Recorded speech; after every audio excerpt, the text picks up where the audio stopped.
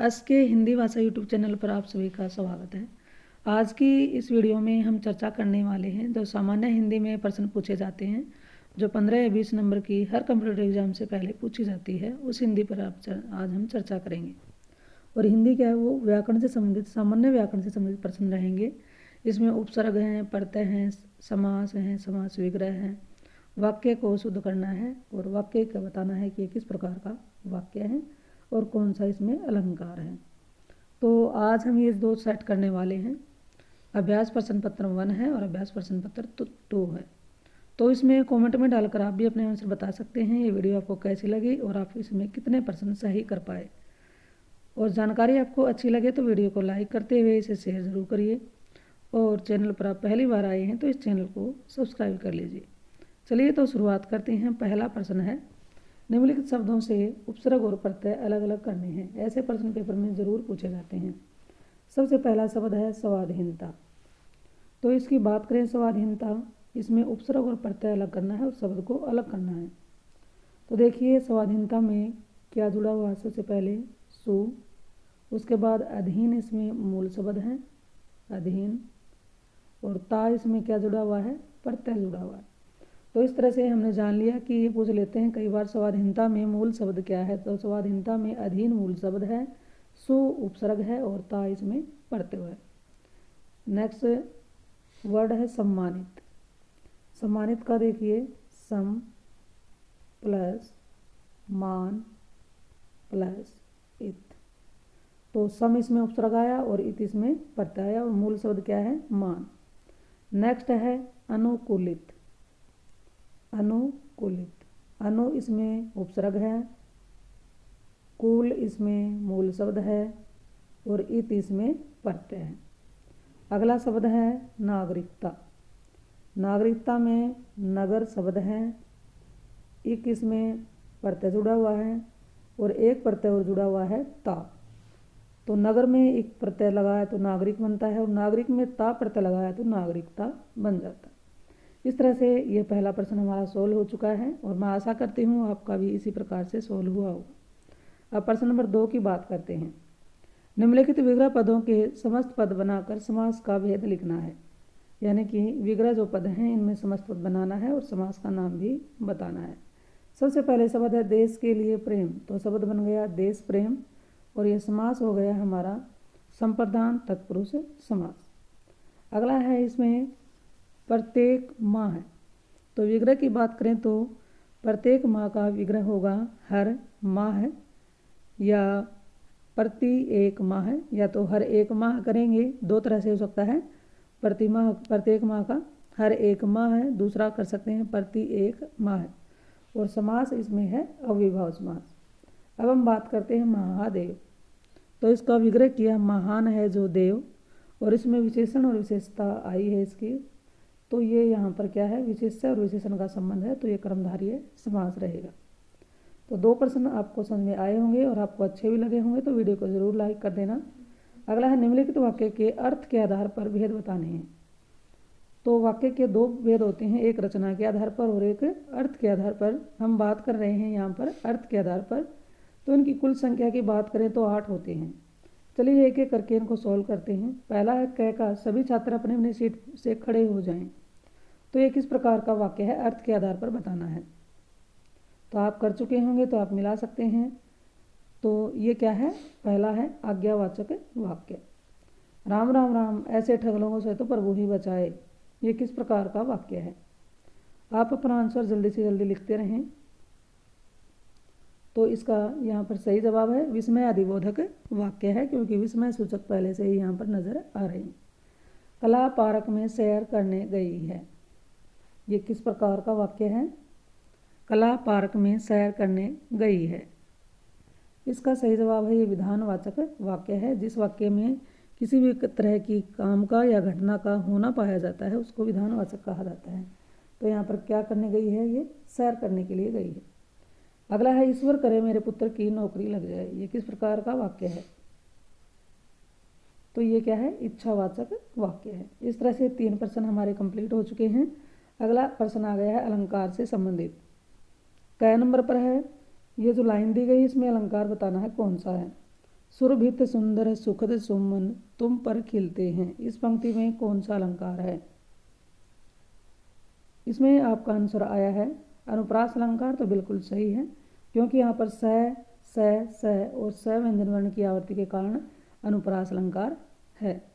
अगला है ख नंबर पर, हनुमान की पूंछ में लग न पाई आग, लंका शीघ्र जल गई, गए निशाचर भाग। इन पंक्तियों में कौन सा अलंकार है? इसमें आप सभी का जवाब आया अतिशयोक्ति। तो बिल्कुल सही है। अतिशयोक्ति में क्या होता है, जब किसी व्यक्ति वस्तु की बढ़ चढ़कर या तो प्रशंसा की जाए या उसकी निंदा की जाए और इतनी की जाए कि लोक मर्यादा का उल्लंघन हो जाए, तो वहाँ पर अतिशयोक्ति अलंकार होता है।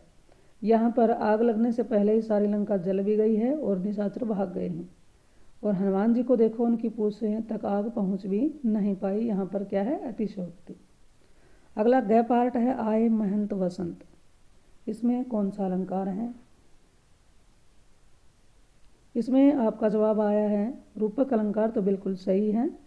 इसमें है वसंत रूपी महंत आए हैं।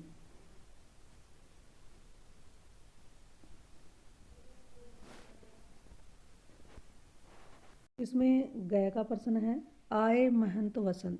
इसमें कौन सा अलंकार है? आप भी अपने आंसर लिख रहे होंगे तो आप आंसर लिख सकते हैं और मिला सकते हैं, यानी कि वसंत रूपी महंत। इसमें है रूपक अलंकार। अगला है यह देखिए अरविंद से शिशुवृंद कैसे सो रहे हैं। यह देखिए अरविंद से शिशुवृंद कैसे सो रहे हैं। इसमें कौन सा अलंकार है? इसमें आपने अपना आंसर लिख लिया होगा, तो इसका सही जवाब है उपमा अलंकार है। इसमें देखिए सा से सी आया हुआ है, ये उपमा अलंकार की पहचान होती है, वाचक शब्द है। तो इस तरह से इसका आंसर हो गया उपमा अलंकार। आगे देखिए अभ्यास 2 में आ गए हैं। चलिए इसको भी कर ही लेते हैं, थोड़े से ही प्रश्न बचे हैं। निम्नलिखित उपसर्गों से 2-2 शब्द बनाइए। अब ये उपसर्ग आ गए और इसके 2-2 शब्द बनाने हैं। सबसे पहले है दुस। दुस से 2 शब्द क्या बनाएंगे, जैसे कि दुस्साहस, दुष्कर्म, इस तरह से ये शब्द इसके हम बना सकते हैं। और परा का क्या बनाएंगे? उपसर्ग शब्द मूल शब्द से पहले आते हैं। परा का क्या बनेगा, जैसे कि पराजित है, पराक्रम है, प्रारंभ है, इसी तरह से। अगला है निम्नलिखित प्रत्ययों से 2-2 शब्द बनाने हैं। प्रत्यय लगाकर 2 शब्द बनाने हैं। ता प्रत्यय लगाना है, जैसे कि सुंदरता, जटिलता, कठोरता। उसके बाद आवट लगाकर 2 शब्द बनाने हैं। प्रत्यय आवट लगाना है, जैसे बना सकते हैं मिलावट, बनावट, सजावट, दिखावट, इस तरह से। अब प्रश्न नंबर 2 की बात करें। निम्नलिखित शब्दों के समस्त पद बनाकर समूह का नाम लिखिए। आशा से अतीत। आशा से अतीत, इसका क्या समस्त पद बनेगा? आशातीत। इसका समस्त पद बन जाएगा आशातीत। और समास की बात करें तो ये समास है अपादान तत्पुरुष समास। अगला है नवरत्नों का समूह। क्या बन गया समस्त पद? नवरत्न। और हम समास की बात करें तो यह है द्विगु समास। अब प्रश्न नंबर 3 की बात करते हैं। अर्थ के आधार पर वाक्य के भेद बताइए। अर्थ के आधार पर वाक्य के भेद बताने हैं। यदि मैं जल्दी जाग जाता तो समय पर मंदिर पहुंच जाता। इसमें एक काम का होना या न होना किसी दूसरे काम के होने या न होने पर निर्भर होता है, तो वो होता है संकेतवाचक वाक्य। इसमें आपका यही जवाब आया है, तो बिल्कुल सही है, संकेतवाचक वाक्य है। अगला है इसको शर्त सूचक वाक्य भी कहते हैं। कई जगह पर इसको शर्त सूचक लिखा हुआ दिखाया जाता है। एक ही बात है। क्या सालू आज स्कूल गई है? ये बिल्कुल ही इजी है। आपको प्रश्नवाचक शब्द भी है और प्रश्नवाचक चिन्ह भी है, तो ये कौन सा वाक्य हो गया? प्रश्नवाचक वाक्य। शायद आज मैं जल्दी सो जाऊं। ये कौन सा वाक्य है? तो जी यह वाक्य है, इसमें संभावना प्रकट की गई है, तो ये क्या है? संदेहवाचक वाक्य है। संदेहवाचक वाक्य। छी छी छी, यह शहर बहुत गंदा है। ये किस प्रकार का वाक्य है? तो इसमें देखिए स्टार्टिंग में ही हमें विस्मय सूचक शब्द दिखाई दे रहे हैं, तो यह विस्मय अधिबोधक वाक्य विस्मयादि बोधक वाक्य है। अब हम बात करते हैं प्रश्न नंबर 4 की। श्लेष अलंकार की परिभाषा दीजिए। तो श्लेष अलंकार किसे कहते हैं? श्लेष का शाब्दिक अर्थ की बात करें तो अर्थ होता है चिपकना। चिपकना यानी कि इस अलंकार में एक शब्द एक ही बार आता है और उसके एक से अधिक अर्थ निकलते हैं। जैसे कि मैं बात करूं, उदाहरण के तौर पर, सावरण को ढूंढत फिरत कवि व्यभिचारी चोर। सावरण को ढूंढत फिरत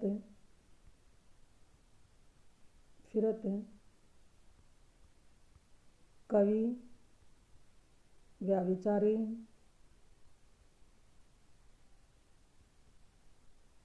चोर। अब देखिए, सवर्ण शब्द एक बार आया है, लेकिन है कवि के अर्थ में और व्यभिचारी और चोर के अर्थ में इसके भिन्न भिन्न अर्थ निकलते हैं।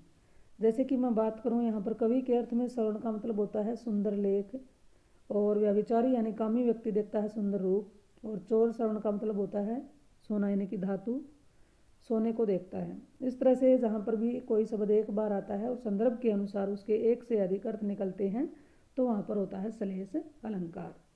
दूसरा उदाहरण भी इसमें हम ले सकते हैं। जैसे मंगन को देखत, दूसरा उदाहरण लिखते हैं। चलिए, मंगन को देखत पट देत बार बार। यहाँ पर जो पट शब्द है इसके दो अर्थ निकल रहे हैं। शब्द एक बार आया है। पट के शब्द कैसे हैं? जैसे कि आप ऐसे समझ सकते हैं, दो तरह की महिलाएं हैं। एक महिला मंगन को यानी भिखारी को जैसे ही देखती है वह पट देत दरवाजे को बार बार बंद कर देती है। एक पट आ गया इसका दरवाजा, पट का अर्थ आ गया दरवाजा। दूसरा है, दूसरे तरह की एक महिला है, जैसे ही भिखारी को देखती है तो वह बार बार उसे पट यानी कि वस्त्र दान कर देती है।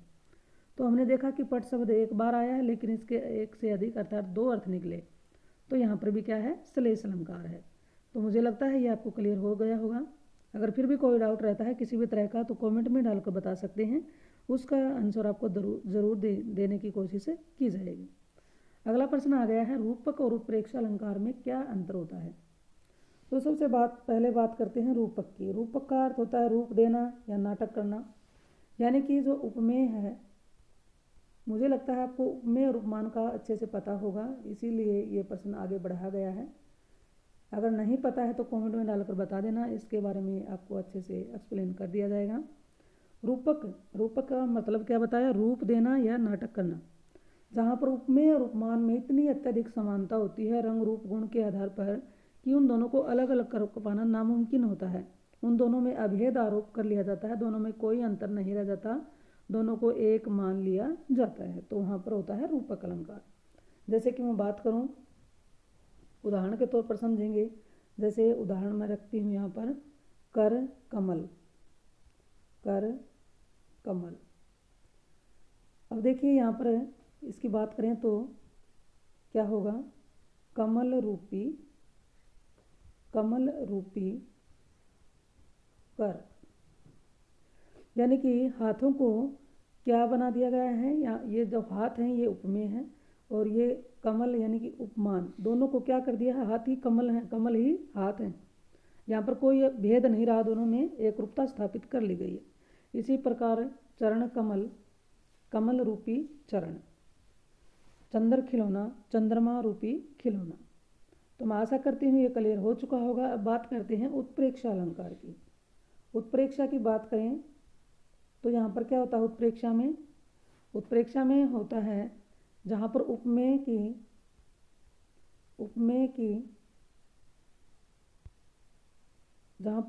में उपमान की संभावना की जाती है, संभावना या कल्पना की जाती है। उपमेय में उपमान की कल्पना या संभावना। जैसे इसके वाचक शब्द भी होते हैं, जैसे जानो, मानो, जनु है, मनु है, ज्यों त्यों, जैसे, इस तरह के शब्द यहाँ पर होते हैं। लेकिन कल्पना की तरह यहाँ पर होता है। उपमेय में उपमान की कल्पना की जाए या संभावना की जाए, वहाँ पर होता है उत्प्रेक्षा अलंकार। उदाहरण की बात करें तो उदाहरण है, लंबा होता जाता ताड़ का वृक्ष मानो छूना चाहता हो व्योम को। यहाँ पर उपमेय देखिए, लंबा होता जाता ताड़ का वृक्ष, ये क्या है? उपमेय है। और किसकी? उपमान की क्या संभावना है? मानो छूना चाहता हूँ व्योम को। ये इसके क्या है, उपमान की संभावना की गई है। ऐसे इतना लंबा है नहीं कि वो आसमान को छू रहा हो, यानी कि संभावना या कल्पना की गई है। तो जहाँ पर में उपमान की कल्पना या संभावना हो जाती है तो वहाँ पर उत्प्रेक्षा अलंकार पाया जाता है। इस तरह से मैं आशा करती हूँ ये दोनों के दोनों जो आपको टेस्ट 1 और टेस्ट 2 अच्छी लगी होगी ये वीडियो, और आपको पसंद आई होगी और आपके काम आने वाली लगी होगी। तो इस वीडियो को ज़रूर लाइक करें और अपने साथियों के साथ भी इसको शेयर ज़रूर करें। और चैनल पर आप पहली बार आए हैं तो इस चैनल को सब्सक्राइब कर लें। इसी तरह से अगली जो वीडियो रहेंगी उनमें हम टेस्ट 2 और 3 यानी कि 3 और 4 करने वाले हैं। तो चलिए फिर मिलते हैं एक और नई वीडियो नई जानकारी के साथ। इस चैनल पर आने के लिए आप सभी का बहुत बहुत धन्यवाद।